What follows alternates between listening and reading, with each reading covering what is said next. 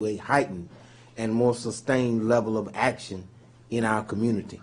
We want to mention, before we get started, on the topic of the timeout for sellout, part 2. I wanted to mention that we have lost 2 icons in less than a couple of weeks, and that is our sister Tina Turner, who sold 100 million albums. Everybody remembers her book and movie, the biopic, What's Love Got to Do with It? And we, of course, know our wonderful brother and activist, Brother Jim Brown, one of the greatest running backs as well as community activists that we have ever known, a man who parlayed his celebrity into activism, always speaking up for the causes of black people. And, of course, when Muhammad Ali was attacked, it was Jim Brown that stood with him as he changed his name from Cassius Clay to Muhammad Ali and was stripped of his title. It was our wonderful brother, Brother Jim Brown, who stood by his side and rallied the other black celebrities and athletes to come to his side. And so we are hopeful that God will be pleased with the beautiful life that our brother led. And, of course, our condolences go out to his wonderful wife, Sister Monique Brown.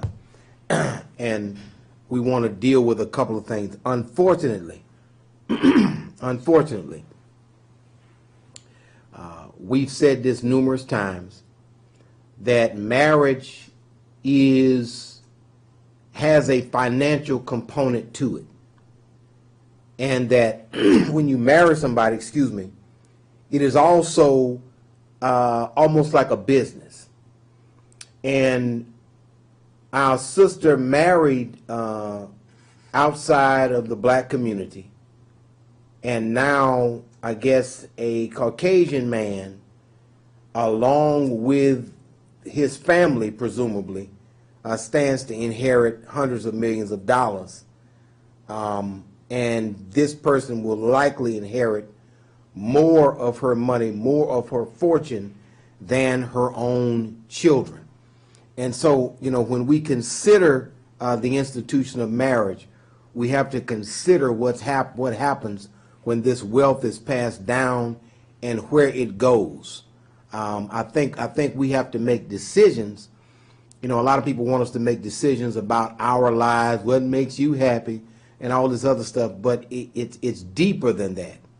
It's all about what makes our community stronger. Of course, she has the right to make whatever choices she wanted to make, but understand this, that all of those hundreds of millions of dollars, most of them will probably not go to her black children, unfortunately. We just had to lay that out there. I wanted to mention that. I didn't want that to pass. Now, I wanted to deal with a couple of things, and as we get this thing kicked off, and that is our brother who was murdered and dismembered in the state of Mississippi, a brother by the name of Rasheem Carter.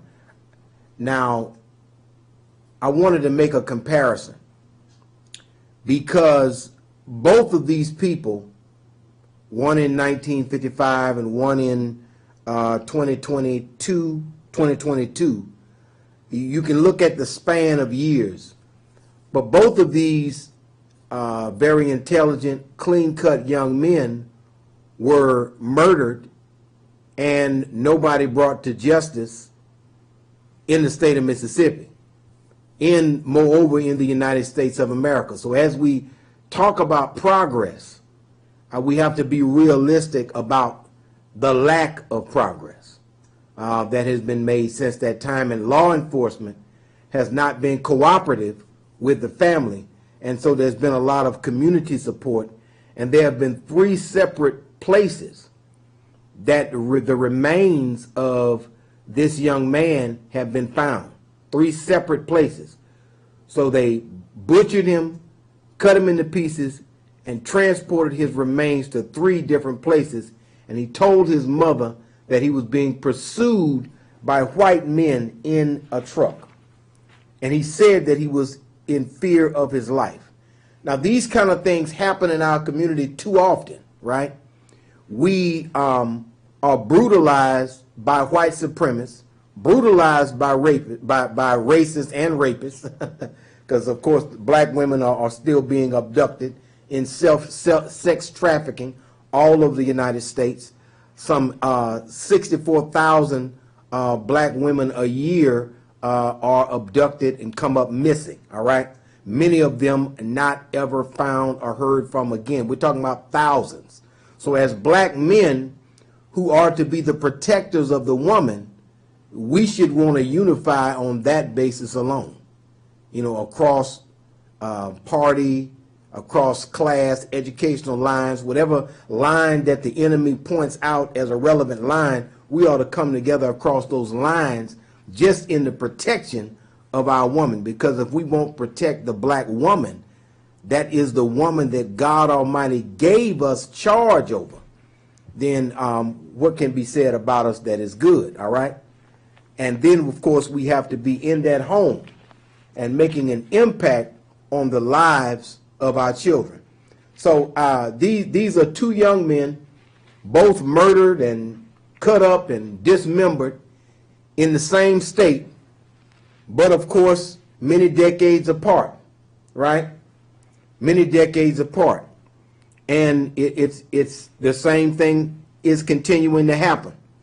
And for whatever reason, and I'm gonna get the exact,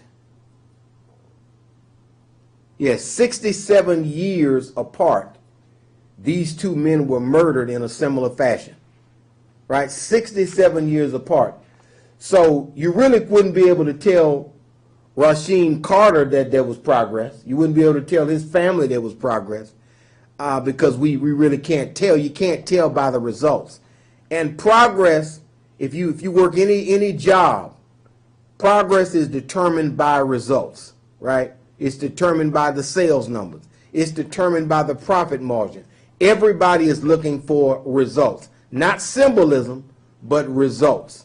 And so I think that as black people, we need to look for and judge things by what? Results.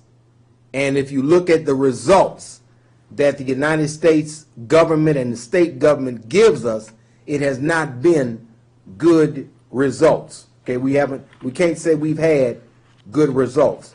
Now I wanted to move into something right quick, and that is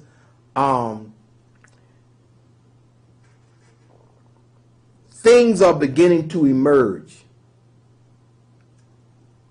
and our director has been sanctioned several times by a social media platform in the broadcasting of this Community Defender Talk Show based upon things that have been said about the so-called vaccine. Some people say vacation, some people say, people try to say things so that they won't be flagged on these social media platforms, because Satan has an agenda to depopulate the planet, and in particular to keep black people and brown people from reproducing our own kind. So much of what happens, right, tends to interfere with our ability as a people to reproduce our own kind, all right?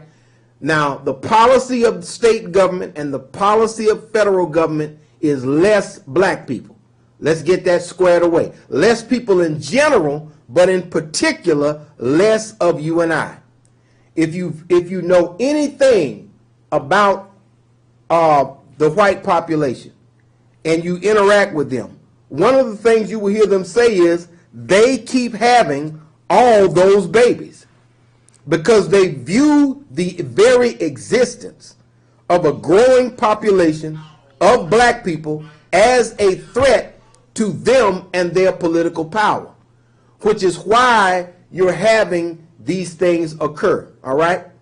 Now, those in